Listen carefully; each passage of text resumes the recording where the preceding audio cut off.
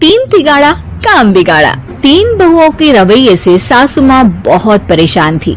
दरअसल बात ये थी कि तीनों बहुओं में किसी बात को लेकर अनबन हो गई थी। तब से ही तीनों एक दूसरे से मुंह फुलाए रहती थी। ना कोई सीधे मुंह किसी से बात करती, ना किसी का कहना मानती। पड़ोसी भी इस बात को जानते थे और जाने कैसे कैसे बातें भी करते। इसीलिए सासू माँ ने तीनों बहुओं को तुरंत अपने कमरे में बुलाया। मैं कई दिनों से देख रही हूँ, तुम तीनों अलग अलग सारे काम कर रही हो। ये सब नहीं चलेगा, तीनों को मिलकर ही काम करना पड़ेगा।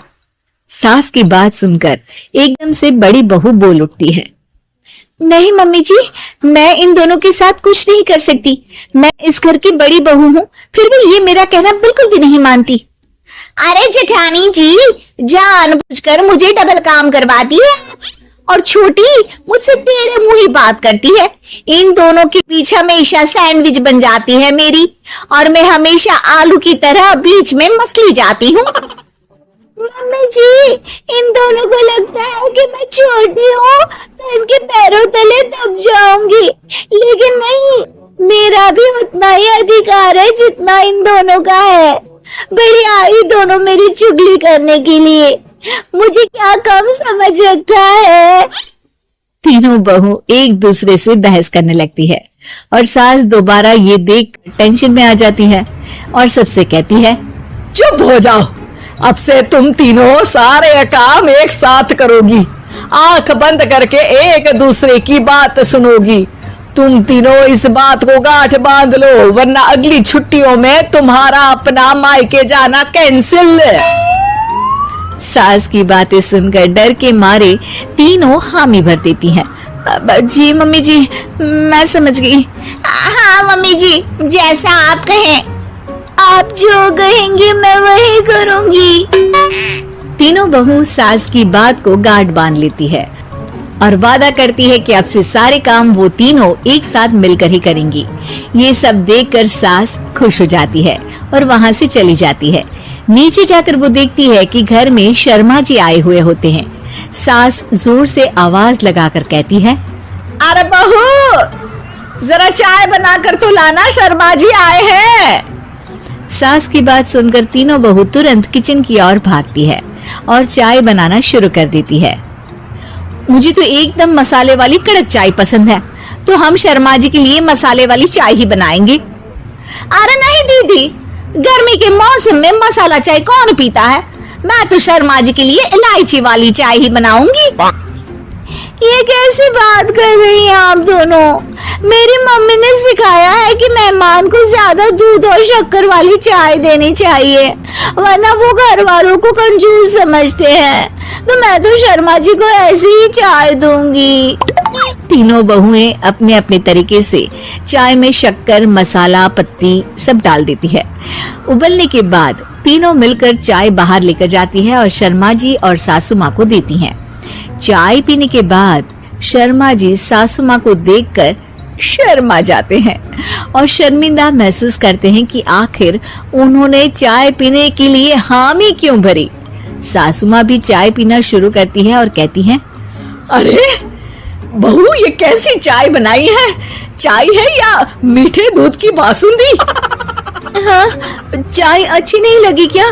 कोई बात नहीं, हम पराठा बनाकर लाते हैं। चलो चलो अंदर। हाँ चलो। हाँ, आती हूँ मैं भी। नहीं नहीं, मेरा पेट चाय नहीं चौपट कर दिया वही काफी है। पराठे से पोपट नहीं करवाना, मैं तो चलता हूँ। शर्मा जी चुपचाप पतली गली से निकल जाते हैं। अगले दिन सास बहुओं से कहती है, अरे बहू, जाओ जाके ऊपर के गेस्ट हाउस की सफाई कर दो। कल हमारे यहाँ मेरे दूर के रिश्तेदार आने वाले हैं, तो पूरे कमरे को चमका देना, समझी? तीनों बहू सास की बात को मानकर ऊपर सफाई करने चली जाती हैं और तीनों कमरे की सफाई चालू कर देती है। बड़ी बहू मकड़ी के जाले साफ करती है, तो बीच वाली झाड़ू लगाना और छोटी वाली सर्फ डालकर जमीन धोना शुरू कर देती है। अरे दीदी, जेठानी जी, अभी मैंने पूरी फर्श धोई और आप फिर से धूल नीचे गिरा रही हैं। और मछली जेठानी जी, आप भी ना झाड़ू की धूल यहाँ छटक रही हैं। अरे तीनों को साफ करना है, एक साथ सफाई करते हैं ना। अरे वही तो, हम साथ साथ हैं, घर साफ साफ है। तीनों बहू ऐसे ही काम में उलझ जाती है और 2 घंटे तक एक ही कमरे की सफाई करती रहती है। बहुत देर से अपनी बहुओं को ना देखने के कारण सास ऊपर कमरे में उन्हें देखने जाती है, लेकिन कमरे में घुसते ही वो गीली फर्श पर फिसलने के कारण नीचे गिर जाती है। ओरी मोरी मैया, हड्डी मरोड़ के रख दी। आए मेरी तो कमर ही टूट गई रे। तीनों बहुएं सास को उठाती हैं और बिस्तर पर सुला देती है। अरे मेरे हाथ पैर दर्द कर रहे हैं, दबा दो, आराम मिलेगा। हाँ जी माँ जी। अरे जी माँ जी, जी माँ जी। और तीनों बहुएं एक साथ सास के हाथ को दबाना शुरू कर देती हैं। माँ की तो चीख ही निकल जाती है और नतीजा ये होता है कि सास के बचे हुए शरीर में भी दर्द उठ जाता है। हाय राम, ये क्या कर दिया तुम तीनों ने। अरे मेरी तो किस्मत ही फूटी है कि तुम जैसी बहुएं मुझे मिली। हे भगवान, पूरे शरीर में दर्द बढ़ गया है। अब तो पता नहीं कि चल भी पाऊंगी या नहीं। माफ करो, मुझे गलती हो गई मुझसे कि तुम तीनों को एक साथ काम करने के लिए बोला। सोचा था तीनों मिलके अच्छे से काम करेगी, लेकिन बड़े बुजुर्ग सही कहते थे कि 3 तिगाड़ा काम बिगाड़ा।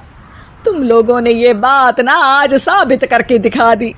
तुम तीनों को तो समझाना यानी मानो भैंस के आगे भी न बजाना है।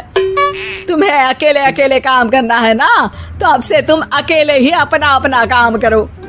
तीनों बहुएं वहाँ से जाने लगती है। अरे कहाँ जा रही हो?